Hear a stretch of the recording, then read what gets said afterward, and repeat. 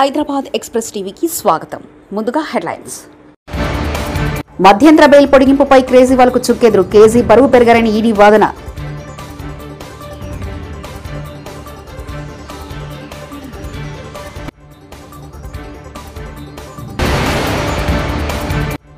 Vivekananda rock memorial వద్ద తిరువళ్లూరుకు నివాళులర్పించిన ప్రధాని మోదీ తన ఏకాంత వాసును ముగించారు.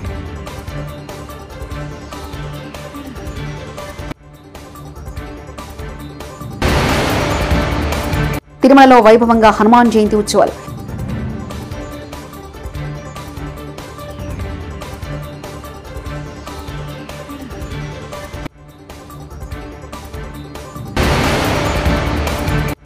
విదేశీ పర్యటన ముగించుకుని కుటుంబ సమేతంగా సీఎం వైఎస్ జగన్ ఇవాళ విజయవాడ చేరుకున్నారు.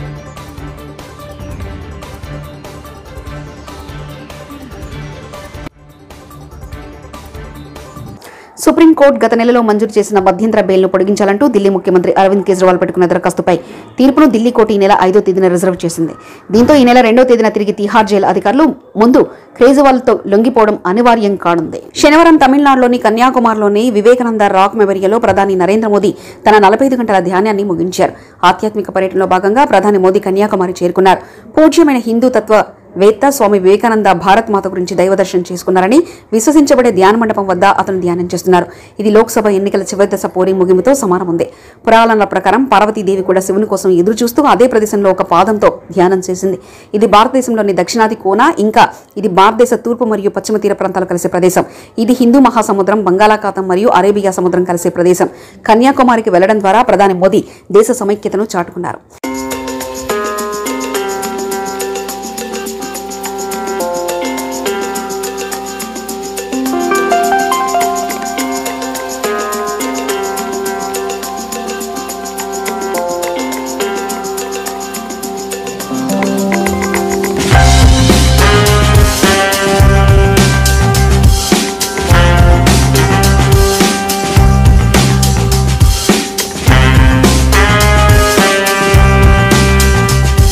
తిరుమలలో హనుమాన్ జయంతి ఉత్సవాలు తిరుమల తిరుపతి దేవస్థానం వైభవంగా నిర్వహించింది.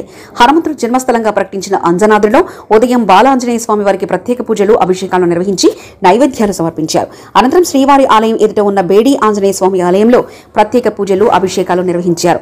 జపాలి తీర్థంలోని హనుమంతుడికి అభిషేకాలు, నివేదనలు నిర్వహించారు. జపాలిలోని హనుమంతుడికి తిరుమల తిరుపతి దేవస్థాన తరఫున ఈవో ధర్మారెడ్డి పట్టు వస్త్రాలు సమర్పించారు. మొదటి ఘాట్ రోడ్లోని 7వ మైల్ రాయి వద్ద ప్రసన్న ఆంజనేయ స్వామి వారికి పూజలు చేశారు. తిరుమలలో ఈ నెల 5 వరకు హనుమాన్ జయంతి ఉత్సవాలను తిరుమల తిరుపతి దేవస్థానం ఘనంగా నిర్వహించనుంది.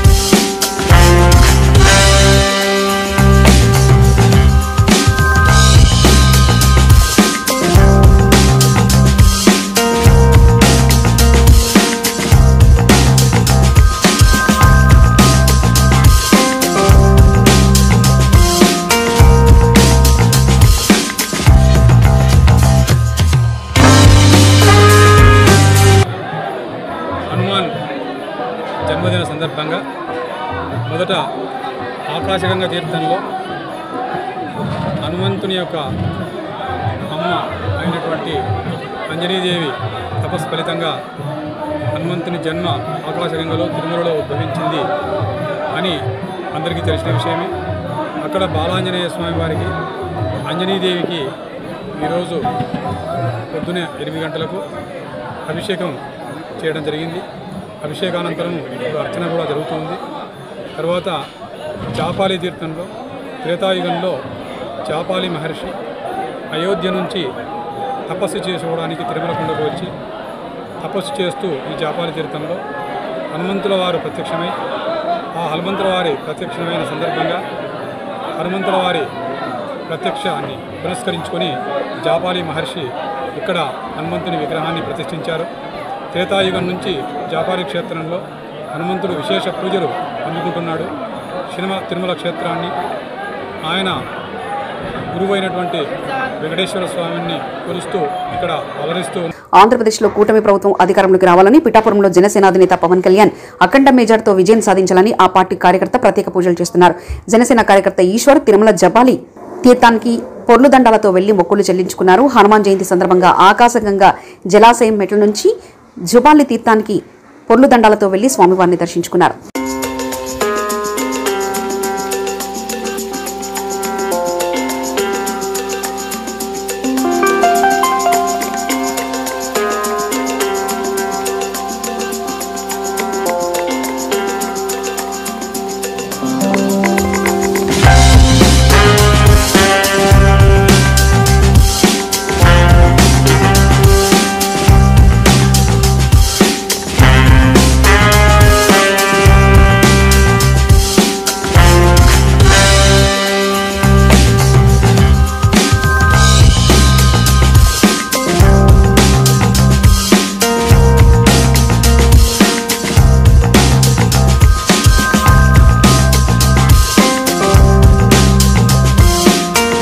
విదేశీ పర్యటన ముగించుకుని కుటుంబ సమేతంగా సీఎం వైఎస్ జగన్ ఇవాళ విజయవాడ చేరుకున్నారు. ఈ సందర్భంగా గన్నవరం విమానాశ్రయంలో సీఎం వైఎస్ జగన్ కు పలువురు మంత్రులు, ఎమ్మెల్యేలు, ఎమ్మెల్సీలు, పార్టీ నాయకులు, శ్రేణులు ఘన స్వాగతం పలికారు.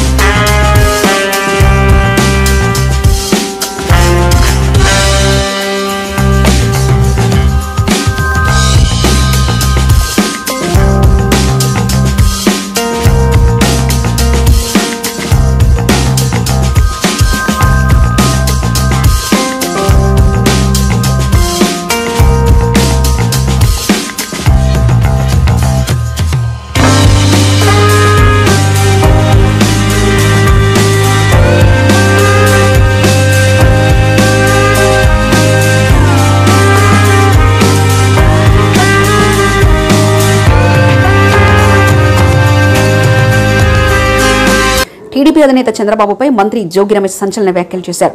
ఏపీ ప్రజల నుంచి దోచుకున్న డబ్బును విదేశాల్లో దాచిపెట్టడానికి చంద్రబాబు విదేశాలకు వెళ్లారని తెలిపారు.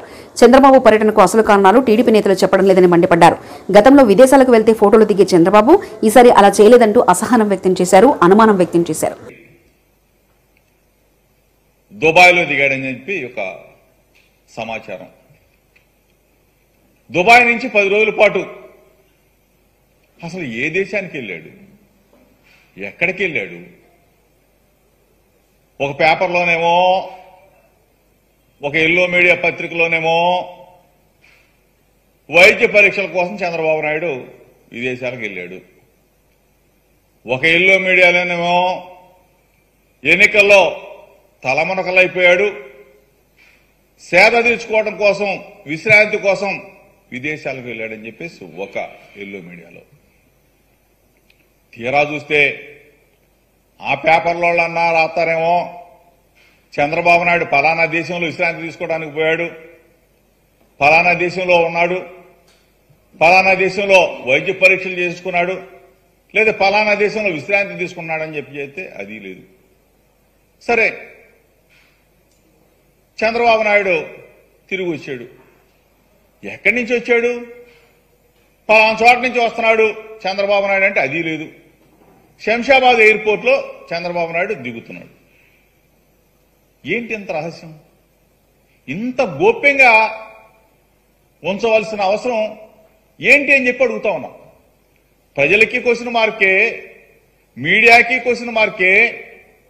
చంద్రబాబు నాయుడు అసలు ఎక్కడికి వెళ్ళాడు ఏంటి అని చెప్పేసి ఆ దిక్కుమాల ప్రతిపక్ష నేతగా ఉన్నాడు కాబట్టి ఆంధ్రప్రదేశ్ ప్రజలకు కూడా ఒక క్వశ్చన్ మార్క్. ఈరోజు మేము ఏదన్నా మాట్లాడితే గగ్గోలు పెట్టే తెలుగుదేశం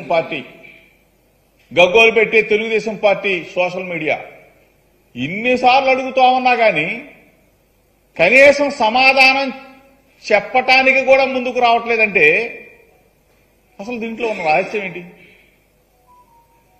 చంద్రబాబు నాయుడు ఏ దేశానికి పోయాడో తెలీదు, ఎక్కడున్నాడో తెలీదు, విశ్రాంతి కోసం వెళ్ళాడో తెలీదు, వైద్య పరీక్షల కోసం వెళ్ళాడో తెలీదు, పెట్టుబడుల్ని ఆకర్షించటం కోసం వెళ్ళాడో తెలీదు, పెట్టుబడులు ఆకర్షితుడై పెట్టుబడులు పెట్టడం కోసం వెళ్ళాడో తెలియదు. నల్లధనం మొత్తం కూడా తీసుకెళ్లి ఎక్కడన్నా ఏ దేశంలో పెట్టాడో అది తెలియదు. దోచుకున్న డబ్బంతా తీసుకెళ్లి ఏ దేశంలో ఉన్న దాచాడో అది తెలియదు. ఈ పరిస్థితుల్లో హైదరాబాద్ నుంచి బయలుదేరాడు. శంషాబాద్లో సంగారెడ్డి జిల్లా ఆందోళన పట్టణంలో శ్రీ భూనీలా సమేత రంగనాథ స్వామి దేవాలయం వార్షిక బ్రహ్మోత్సవాలు కన్నుల పండుగగా జరిగాయి. శుక్రవారం అంగరంగ వైభవంగా రథోత్సవ కార్యక్రమాన్ని నిర్వహించారు. రథోత్సవంలో బ్రహ్మోత్సవాలు పూర్తయ్యాయి. ఈ సందర్భంగా ఆలయం వద్ద నూతన రథాన్ని అందంగా అలంకరించి వేద పండితులు పూజలు నిర్వహించారు.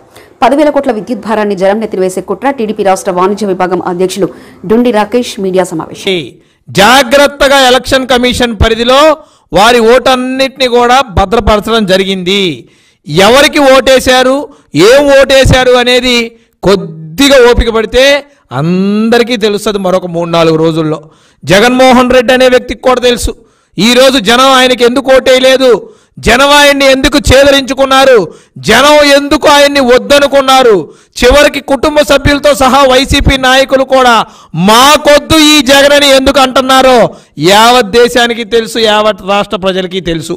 మరి అదేవిధంగా చూసినట్టయితే ఈ 4.5 సంవత్సరాల్లో వ్యాపారస్తుల్ని అనేక రకాలుగా పీల్చి పిప్పి చేయటమే కాకుండా ఈ వెళ్ళిపోతున్న ప్రభుత్వం పోతూ కూడా మళ్ళీ కరెంటు విద్యుత్ ఛార్జీలు పెంచి జనం మీద భారం మోపటానికి, వ్యాపారస్తులు నడ్డి విరచడానికి సిద్ధమైపోయింది. ఎందుకబ్బా ఇంత ఇబ్బంది వ్యాపారస్తులు కానీ కనుక మనం అగ్రజైతే ఈ వ్యాపారస్తులు అంటే జగన్మోహన్ రెడ్డికి ఒక్క నిమిషం కూడా పడదు. అతను ఒక్కడే వ్యాపారం చేసుకోవాలని ఒక్క జీవితం, అతను ఒక్కడే బాగుండాలని ఒక కోరిక తప్ప ఏ ఒక్కడు కూడా వ్యాపారం చేయకూడదని అతని యొక్క అంతిమ లక్ష్యం. మరి చూస్తూ ఉంటే కరెంటు బిల్లులు 250 వచ్చే కరెంటు బిల్లులు ఈరోజు 4,000, 5,000 వచ్చేదాకా వెళ్ళినాయి అంటే చిరు వ్యాపారస్తులు ఈరోజు బతికే పరిస్థితి ఉందా? ఎట్లా ఉంది ఈరోజు పరిస్థితి?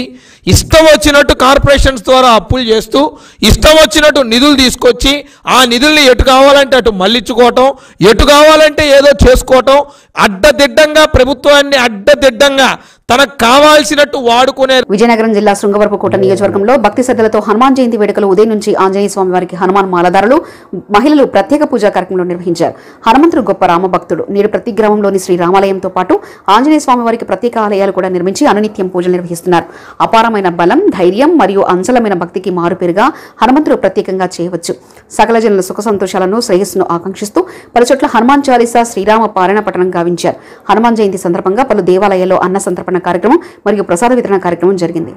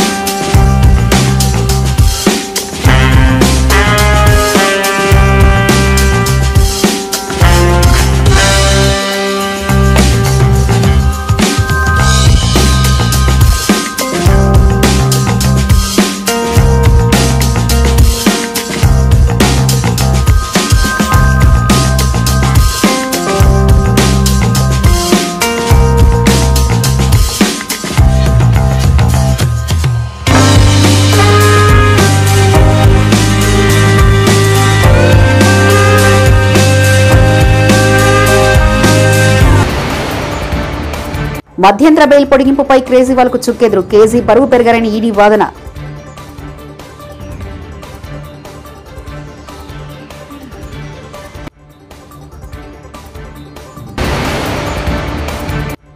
వివేకానంద రాక్ మెమోరియల్ వద్ద తిరువళ్లూరుకు నివాళులర్పించిన ప్రధాని మోదీ తన ఏకాంత వాసును ముగించారు.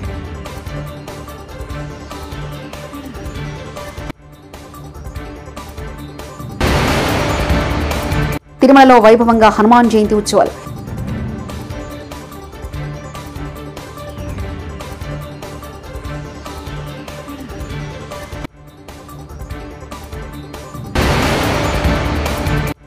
విదేశీ పర్యటన ముగించుకొని కుటుంబ సమేతంగా సీఎం వైఎస్ జగన్ ఇవాళ విజయవాడ చేరుకున్నారు.